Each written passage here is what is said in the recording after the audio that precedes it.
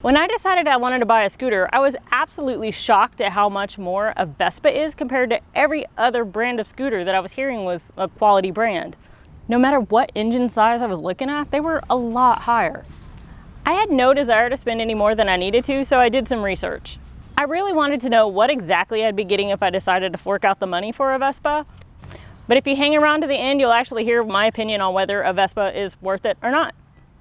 Subscribers here know that when I started looking into the whole scooter thing, I was looking up Vespa in the context of anything with two wheels and looks like it came out of an Italian movie was a Vespa, and I was wrong. I quickly discovered that it's just a brand, a premium brand, but a brand of a motor scooter. So when I say quality, reputable brand, I just mean a brand that you would buy at a dealership and is serviced at that dealership that has a manufacturer's warranty, kind of similar to like you have when you get a car. So then I look at the prices, and for anything that comes from one of those quality dealer style brands against a Vespa, if I were looking at a 50cc scooter, we're talking 100% difference from the median on every other versus the Vespa options. And I lumped the 125 to 199cc scooters together, but ultimately in that range, you're still looking at a 90% increase for a Vespa over the median of the competitors in those quality, reputable brands. For those scooters that were 200 and higher, you're getting into those higher speed capacities and such. And I was really surprised when I saw that there's only a 20% increase over the median. There's not as much competition in that space, but it was still a surprise for me. And it ultimately led to some of this research too, because 100% at 50cc and then 20% once you get higher, it was kind of it was eye-opening. Why are Vespa scooters more expensive than the rest? So an iconic feature of a Vespa is the unibody chassis and a metal body. Scooters have metal frames, it's just the outside components of them that are plastic, and that's the difference from a Vespa. And metal costs more, that's kind of obvious, right? But personally, I wasn't even sure it mattered. I'm like, do I want to pay for plastic or metal at that point, not knowing any different myself? If anything, I thought Vespa might be making their scooters out of metal still for some like heritage throwback situation to stay core to roots.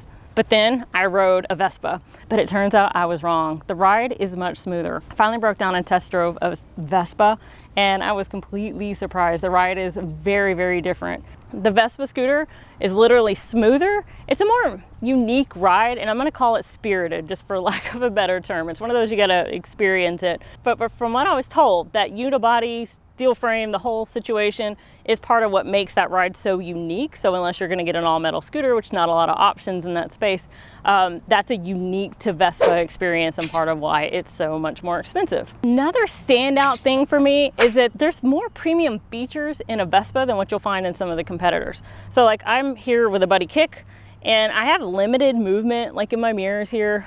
And whenever you're messing around with a Vespa, you'll actually have more movement ability, because right now all I can do is, adjust at the base, but I'm unable to adjust in any other real meaningful way here.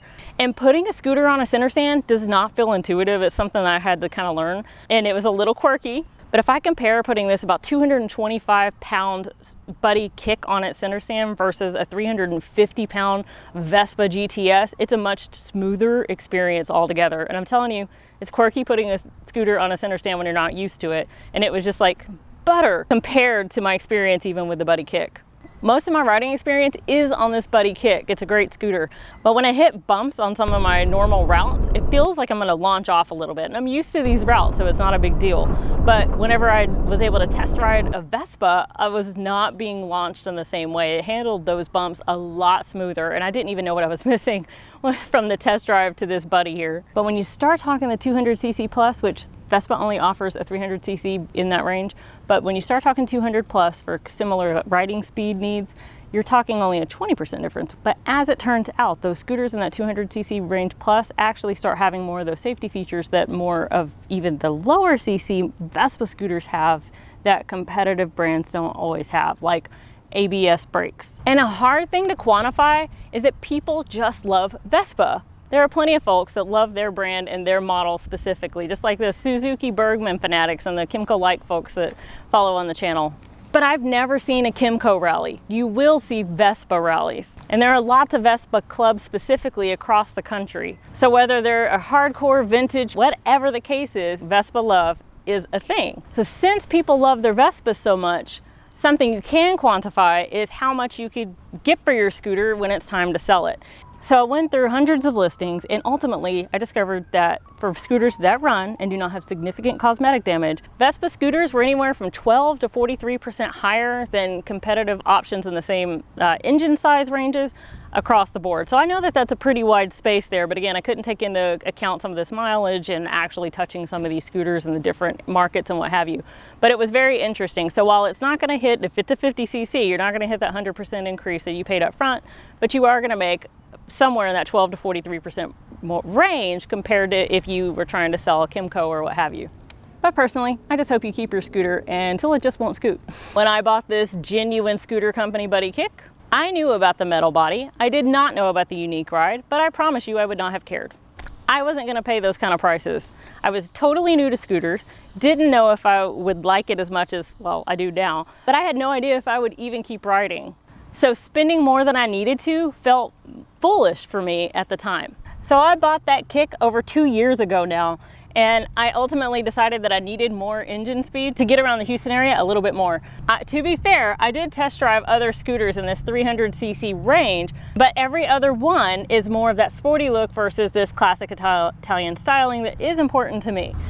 But when I drove those other maxi scooters, essentially, they felt very premium. They were smooth, safety features and all of that, but they felt like classy motorcycles to me versus this one felt like a scooter like I had been riding before with the Kymco like and that Buddy 125 kick. If you're looking to get a feel for the ride and save some money, Vespa's not going to be worth it for you unless you get a sweet deal from a neighbor or something like that. If you just need to get from point A to point B as cheap as possible, skip the Vespa. But if details and nuances matter, a Vespa is going to be the right scooter for you. If styling matters and you want a 300cc scooter, Vespa's worth it. If you want to limit how often you're explaining to people when they're like, oh my gosh, I love your Vespa, that it's not actually a Vespa, then just buy the Vespa. But subscribe if you're curious what I've labeled as the best scooter for your money, because that video is on deck soon. But in the meantime, watch this growing playlist of scooter reviews and guides. Be seen and be safe, scooter friend.